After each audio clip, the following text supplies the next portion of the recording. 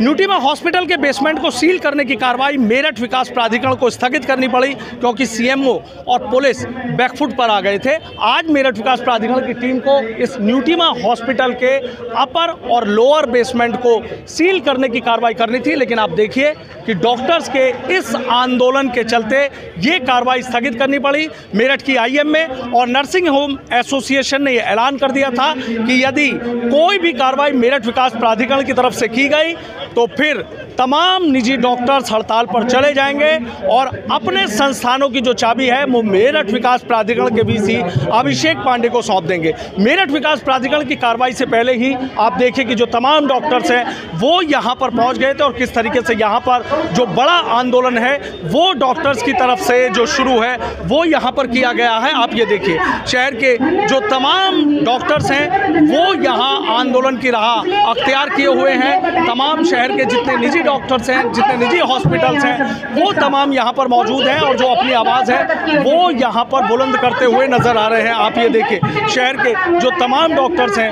उन्होंने ये ऐलान कर दिया था कि यदि मेरठ विकास प्राधिकरण की तरफ से कोई कार्रवाई की गई तो फिर हड़ताल पर चले जाएंगे। और उसी का असर यहाँ पर देखने को मिला है कि जो डॉक्टर्स हैं उन्होंने यहाँ पर आंदोलन किया और मेरठ विकास प्राधिकरण को अपने जो पैर हैं वो कहीं ना कहीं पीछे यहाँ पर खींचने पड़े हैं। डॉक्टर रवि चिकारा जी हैं, ग्रेवियंस सेल के यहाँ पर चेयरमैन हैं। डॉक्टर साहब क्या कह रहे हैं कि आज तो आपके आंदोलन की वजह से बैकफुट पर आना पड़ा? हाँ बिल्कुल, निश्चित रूप से बैकफुट पे आना पड़ेगा। हमारा सत्य का आंदोलन है, उसका फर्जी आंदोलन है। अच्छा डॉक्टर साहब, आपने जो ये कहा था कि भाई अगर कोई कार्रवाई मेरठ विकास प्राधिकरण की तरफ से की गई तो हड़ताल पर चले जाएंगे, अपने हॉस्पिटल्स की जो चाबी है वो वीसी को सौंप देंगे। बिल्कुल सोच समझ कर निर्णय लिया गया था। आईएमए और नर्सिंग एसोसिएशन की कल एक संयुक्त बैठक हुई थी जिसमें सोच समझ कर निर्णय लिया गया था। ये बिल्कुल सोच समझ कर निर्णय लिया गया था कि अगर सील लगती है तो हम अपनी सारी चाबी सौंप देंगे। अच्छा डॉक्टर, अब कार्रवाई तो स्थगित कर दी गई, तो आगे किस तरीके से रहेगा? आगे इस तरह के कोर्ट का मैटर है, कोर्ट में कर रहे हैं और न्यूटीमा वाले ने कह दिया कि अगर कोर्ट से रिलीफ मिलेगा, नहीं मिलता है तो सब चीज़ें कानूनी रूप से कराएंगे, नियमानुसार होगा। विधायक अतुल प्रधान ने भी वहाँ पर आमरण अनशन कर रखा है कि भाई कार्रवाई होनी चाहिए, निजी हॉस्पिटल्स पर तमाम तरह के वो आरोप लगा रहे हैं। मैं तो केवल यही कहना चाहूँगा कि एक आत्मचिंतन या माननीय विधायक जी को आत्ममंथन की जरूरत है। वो लुटेरा किसे कह रहे हैं? आपने पूरा सब लोगों का भावना देखी होंगी, सभी डॉक्टर्स को देखा होगा, सब रोष में है। एक इस वर्ग को लुटेरा कहना उन्हें शोभा ही नहीं देता है। वो आमरण अनशन कर रहे हैं। आज हमारे यहाँ एक मरीज के रिश्तेदार बोली हैं, उनकी भावना देखिए और जो उनके साथ पेशेंट बैठे हुए हैं उनकी भावना देखिए। आज तक वो उस मरीज को सामने लेके नहीं आ पाए हैं जिस मरीज की वजह से कारण उन्होंने शुरू किया है। मैं केवल ये कहना चाह रहा हूँ कि वो आमरण अनशन कर रहे हैं, राजनीति चमकाने के लिए कर रहे हैं। आमरण अनशन की बात करते हैं और हलवाई को बैठाने की बात कर रहे हैं। ये कहाँ का तुक है? ये कहाँ का? डॉक्टर अमित उपाध्याय हैं। डॉक्टर साहब देख रहे हैं कि आज तो बेहद गुस्से में नाराज आ रहे हैं डॉक्टर, बेहद गुस्से में दिखाई दे रहे हैं। गुस्सा इस बात से है कि जिस तरह से पोस्टर लगे कि हाँ जी सभी डॉक्टर लुटेरे हैं, और तो इससे सब लोग को बहुत दुख हुआ है। Everybody is hurt. और इस तरह से आज तक कभी किसी ने सोचा नहीं था कि कभी ऐसा दिन आएगा जिसके अंदर हमें ये सुनना पड़ेगा कि सब लुटेरे हैं। ये मेडिकल प्रोफेशन का दुर्भाग्य है कि यहाँ पे गवर्नमेंट सर्विसेज इतनी अच्छी नहीं है कि नहीं तो भाई हर पेशेंट को मेडिकल कॉलेज हैं, आरती प्राइवेट मेडिकल कॉलेज हैं, पीएल शर्मा डिस्ट्रिक्ट हॉस्पिटल है, वहाँ जाना चाहिए ऐसे वर्ग को जो पैसे नहीं दे सकता। और हम हमेशा जब भी आता है तो उसको वहीं डायरेक्ट भी करते हैं। लेकिन बहुत ऐसा प्रभुत्व वर्ग है जो प्राइवेट में जहाँ अत्याधुनिक सुविधाएं हैं, जहाँ पे उसका एक कंफर्ट लेवल भी है, वहाँ पे ट्रीटमेंट कराना चाहता है। And good quality treatment, specially intensive care का जो ट्रीटमेंट है, always comes at a cost. एक डेवलप्ड कंट्री जैसे अमेरिका, ऑस्ट्रेलिया, कनाडा, ये भी एक free of cost intensive care नहीं अफोर्ड कर सकती। इतनी बड़ी कंट्री भी कहते हैं कि दे विल गो बैंकरप्ट अगर वो सबको फ्री ट्रीटमेंट देने लगे तो। So this has to come at a cost. बहुत सारी आयुष्मान भारत की योजनाएं हैं, बहुत सारे प्राइवेट हॉस्पिटल्स में वो हैं, वहाँ पे पेशेंट को हम खुद भेज देते हैं कि भाई ठीक है आपका ऐसा है, आप CGHS का पेशेंट है और उसका CGHS के पैनल में इलाज होता है। तो एक मतलब मैं आगे के लिए चाहूँगा कि ज़्यादा से ज़्यादा लोगों का हेल्थ इंश्योरेंस रहे। उस हेल्थ इंश्योरेंस के तहत अच्छे प्राइवेट अस्पतालों में उन सबका बहुत उनके जेब से पैसे नहीं खर्च होते, बस आपको प्रीमियम देना है। मोदी जी ने भी ऐसी सेवाएं शुरू करी हैं, तो बस डॉक्टर को लुटेरा बोलना ये बहुत गलत है। और सब डॉक्टरों में रोष केवल इस वजह से कि जो वजह से रोष है। डॉक्टर विश्वजीत बैम्बिया, डॉक्टर साहब आपने तो सीधा कह दिया सॉफ्ट टारगेट नहीं है डॉक्टर, आ जाइए मैदान में, हम भी तैयार हैं। बिल्कुल हम तैयार हैं। मैंने आपको पहले भी कहा था कि अगर कोई आदमी हमारी डिग्री के ऊपर लात मारेगा, हमको गाली देगा, हमारे प्रतिष्ठानों को सील करेगा, तो हमको कड़ा कदम उठाने पर मजबूर होना पड़ेगा। हम ठीक है, आप ताला लगाते हो, आप इस पर सील लगाते हो, हम इसको सच में ताला बंद करके बैठ जाएंगे। नुकसान किसका होगा? आम जनता का होगा। सरकार के पास इतनी बड़ी पॉपुलेशन को केटर करने के लिए, इतनी सुविधाएं देने के लिए इतना बड़ा सरकारी अस्पताल नहीं है। अगर सरकार सारी चीज़ें दे सकती होती तो कोविड के दौरान प्राइवेट हॉस्पिटल को, निजी हॉस्पिटलों की हेल्प नहीं मांगती। अतुल प्रधान है, आपने देखा आमरण अनशन कर रखा है कि निजी अस्पतालों पर कार्रवाई होनी चाहिए, लूट मचा रखी है, तमाम तरह के आरोप आप लोगों पर लगा रहे हैं। मैं आपके माध्यम से एक सवाल पूछना चाहता हूं, क्या आमरण अनशन वाले स्थल पर खाना बनता है?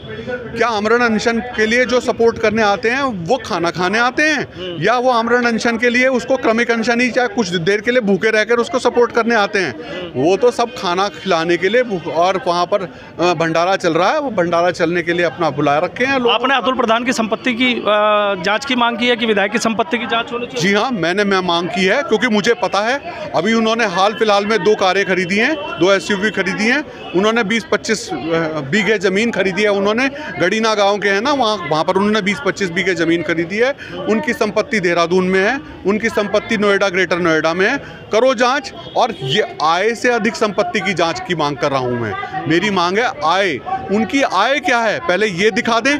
उनकी कहाँ ये पैसा, जो ठीक है संपत्ति खरीदी है वो तो उनके नाम है, वो तो कोई बेनामी नहीं है, पर कम से कम वो आय कहाँ से आई, उन्होंने वो पैसा कहाँ से कमाया? वो पैसा ये लूट खसोट और ये उगाही से और ये सब इधर उधर से गंदे तरीके से उल जलूल धंधों से कमाया, ये पैसा से कमाया। डॉक्टर विरोत्तम तुम्हें, डॉक्टर साहब देख रहे हैं कि डॉक्टर बेहद गुस्से में तमाम आरोप लगा रहे हैं विधायक पर। देखिए, ये एक बहुत माहौल ख़राब करने की कोशिश है शहर का।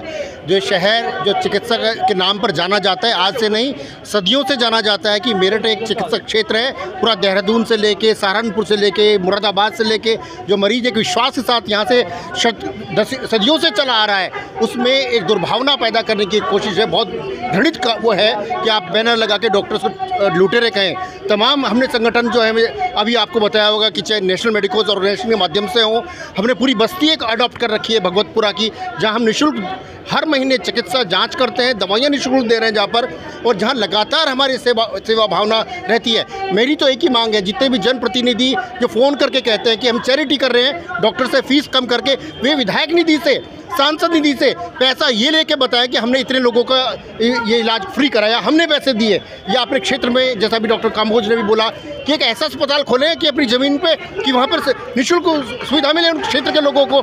ये चैरिटी है। आप डॉक्टर्स को धमका के, अस्पतालों को धमका के, जो रात दिन काम कर रहा है, जो लोन लेके जिसने अस्पताल खड़ा किया है, उनके पेट पर लात मार के उनसे कहते हैं कि पैसा कम करो, ये गुंडागर्दी है, उघाई है सर आमतौर पर ये। तो हम तो इस बात को कहना चाह रहे हैं, ये बहुत बड़ा एक दुर्भावना पैदा करने की है मरीज और चिकित्सकों के बीच में।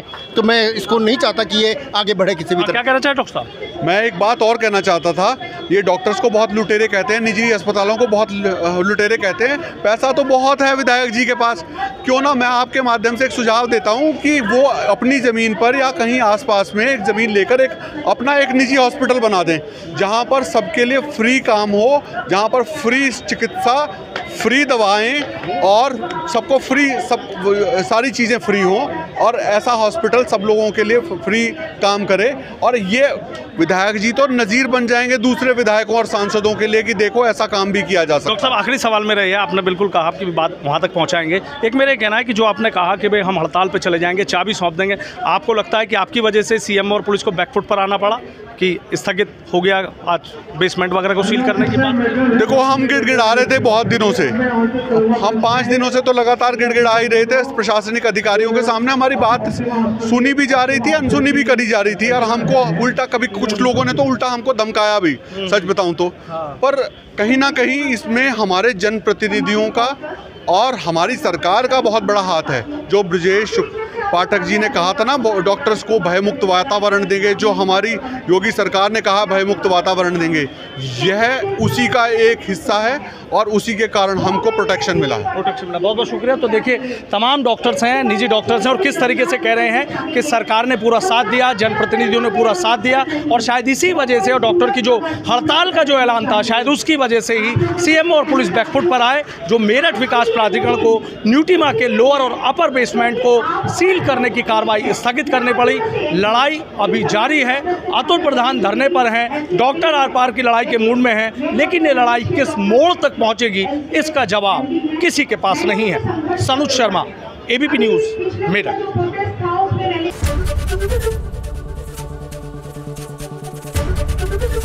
एबीपी गंगा, खबर आपकी, जुबान आपकी।